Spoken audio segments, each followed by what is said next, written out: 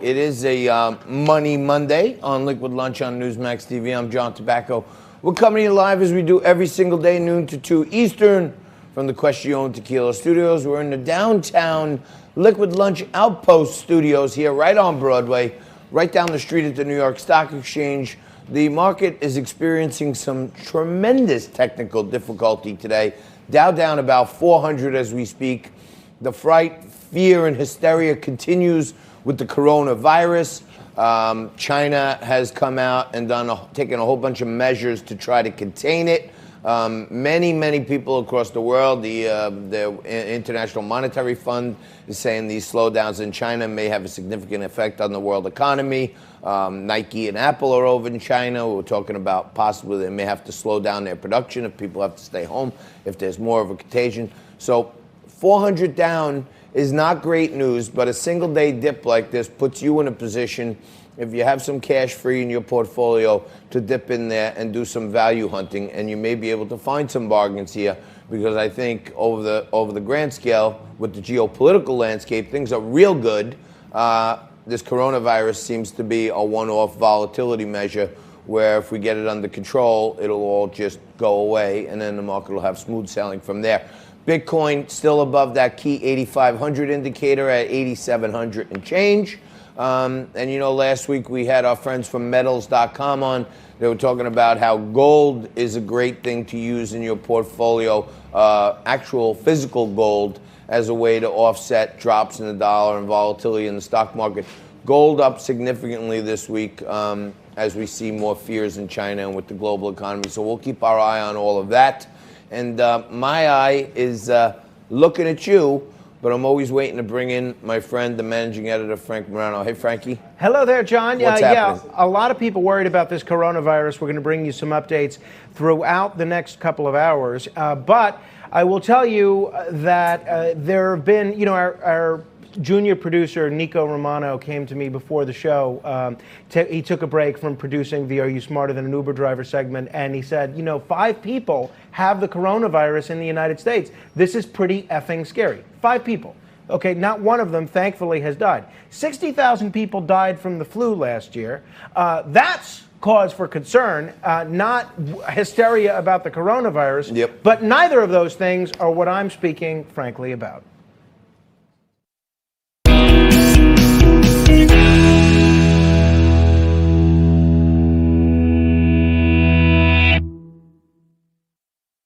Scary, especially if you're planning on traveling to China. The flu is scary, especially if you didn't get a flu shot. But let me tell you something that we learned on Friday, which is incredibly alarming. The suicide rate among working adults in this country has skyrocketed over the last 20 years. Now, we learned that the suicide rate from 2000 to 2017, which is the last year that we have data, was up 40% in this country among people between the age of 16 and 64. So 38,000 working age adults, we're not talking about elderly people on death's door, working age adults, 38,000 of them killed themselves in 2017 alone. Now picture that. That's 18 people out of every 100,000. Now that is a dramatic increase from what we were doing back in 2000. It has gone up each and every year. Now, previously, we told you about how overall the suicide rate has gone up 33% since 1999. And right now, America is experiencing its highest suicide level since World War II. And that has a lot of us scratching our heads and asking the question, why? Now, I'm sure some of this has to do with the fact that there is a tremendous mental health problem in our country. I would call it a mental health crisis. But I think if you look at who is actually killing themselves, we can maybe take some other clues from this. You know who the leading rate of people killing themselves are? Who? It's people that work in the mining, oil, and gas field. You know who number 2 is? Men working in the construction industry. You know who number 3 is? It's men working in the automotive industry. Is it any wonder that over the course of the last 20 years, as America's manufacturing sector has continued to decline, and we've made blue-collar jobs something to be scoffed at instead of something that our country takes pride in, that the very same people in those sectors are killing themselves? I don't think it's a coincidence. No. I think we need to, at every level of society, government, education, media, get back to a level where we say, no, this whole notion that high school prepares everybody to go to college is bogus. We need to take pride in vocational skills. We need to encourage kids to go into vocations like automotive, like construction. This is absolutely insane. And we need to figure out a way to put a stop to this, because otherwise it's not the flu that's going to get us. It's not the coronavirus. It's not ISIS. It's going to be ourselves. That's why we actually have, this generation is expected to have a lower life expectancy than their parents. What does that say about where we are as a country? Scary. Let's turn this around. Scary, Frankie. And not for nothing, when you start pointing to the types of jobs, oil and gas riggers, construction workers, auto workers, start thinking about our immigration policies over the last 20 years, okay?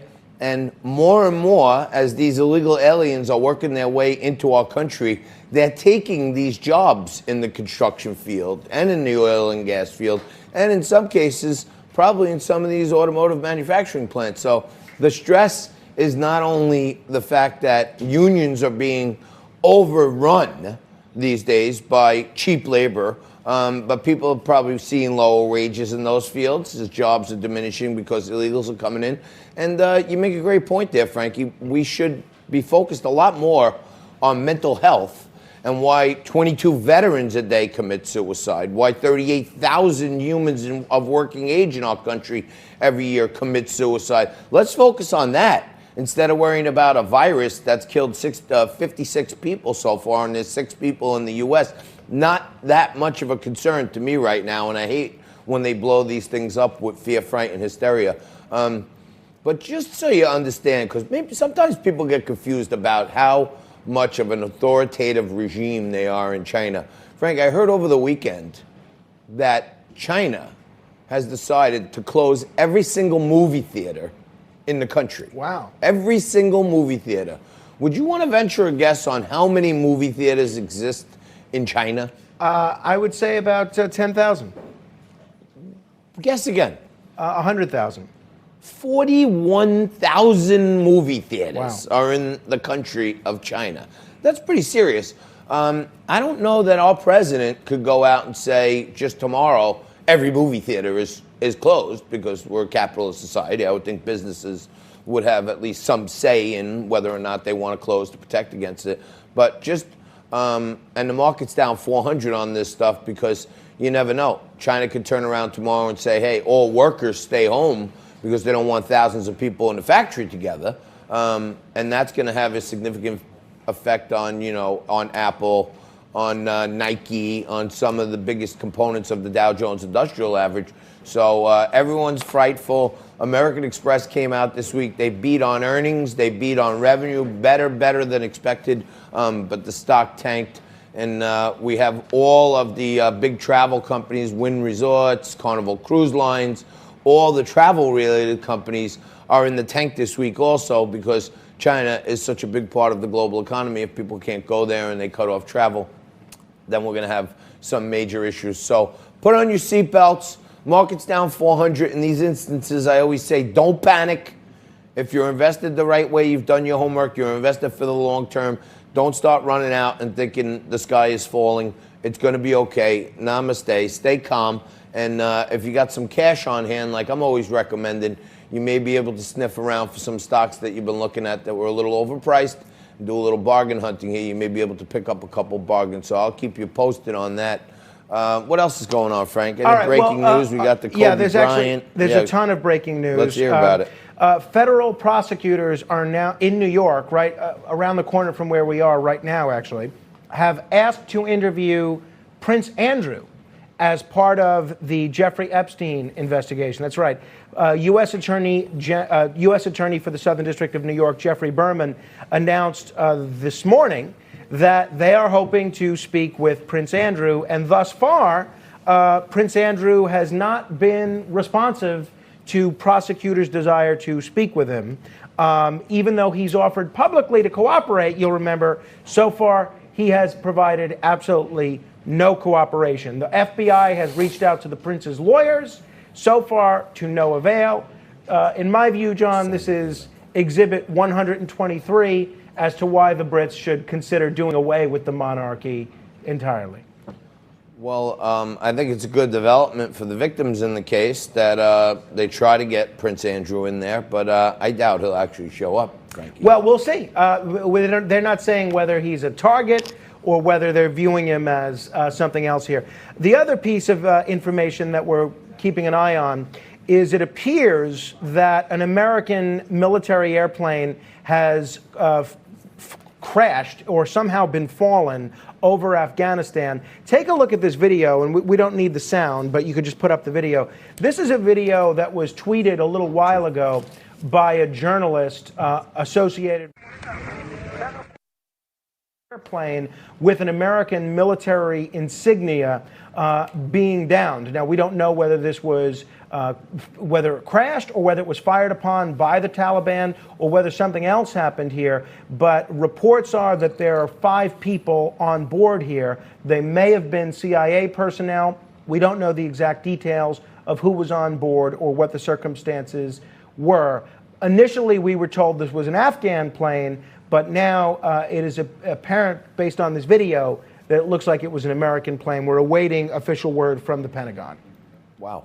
It didn't look like an American plane to me, but I guess we'll have to do a little more. We'll keep you posted on all of that stuff. Frankie, I got to tell you, I had one heck of a weekend. You know, I shot down to Florida this weekend, and it's buzzing. I mean, all of South Florida is like so pro-Trump. It's out of control. Like, it's the one place in America that you can wear a MAGA hat. And it's like the opposite of Curb Your Enthusiasm. And for those of you who haven't been watching Curb Your Enthusiasm, you got to check it out. Larry David, killer segment where he doesn't want to be bothered by people in Hollywood. So his antidote, his kryptonite to keep people away from him is he walks around with a MAGA hat. Me, I'm walking around in South Florida with a MAGA hat, and everyone wants to come over and talk about it and say how great it is. So it's like, it's bizarro world to Curb Your Enthusiasm, Florida and Hollywood, because a MAGA hat bizarro world to Curb Your Enthusiasm, Florida and Hollywood, because a MAGA hat brings you joy and open arms in Florida, and it scares people away from you in Cali. So it's pretty amazing what's going on down there. It looks like the support for the president is tremendous, Frankie. Well, it's going to be very interesting. I'm glad you had a good time out there. Did you hit the golf course at all? I did hit the golf course. I got really lucky with some personal time with the CEO of our network, Chris Ruddy from Newsmax. He's down there. The headquarters for Newsmax is down in Boca. And so Chris invites me to dinner, and great timing there, guys. And I show up to dinner, and there's a surprise guest, none other than Rudy, the mayor of New York City. Rudy Giuliani is sitting at the table when I walk in, and I'm like, wow, there's a Chris Ruddy and Rudy at the same dinner table. It was amazing. Very nice. The America's mayor, who's also Donald Trump's personal attorney, I sat right next to him all night. We went to Cafe Sapori, which is an unbelievable Italian place. If you're looking for Italian food down in South Florida, you got to check out this place because it's on the money. Homemade pasta, everything is perfect. And our CEO invited me. I got to sit right next to Rudy, and his insights on what's happening with the whole impeachment stuff is just hearing it from the horse's mouth. I think there's going to be some explosive stuff coming up.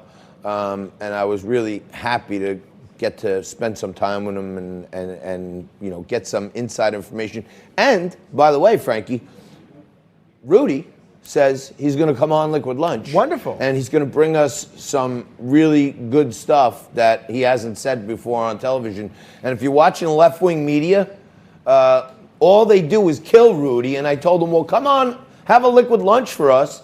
And we want to hear you out. We want to give you a platform where you can get your points out and not get mocked and attacked and everything else. So hopefully we'll have Rudy on himself sometime this week. And he also launched a podcast, Frankie. I saw that. The America's Mayor. And we're going to talk about his podcast also. So, and then, you know, being I'm in Florida, I head down south to hook up with our good friend Roger Stone, who lives in South Florida also. And on my way down, I stop at a Hooters because, as you know, we have, you know, this new deal with Iconic Brands where they're providing us some Hooters spirits. And Roger wanted to meet and have a cigar. He's not allowed to talk about his case or anything like that, and we didn't. But we did have some really good conversations about his thoughts on the 2020 election. And Roger told me, in his view, that if the Iowa and New Hampshire primaries were held today, hands down, Bernie Sanders wins them both. Well, that's what the polls are suggesting.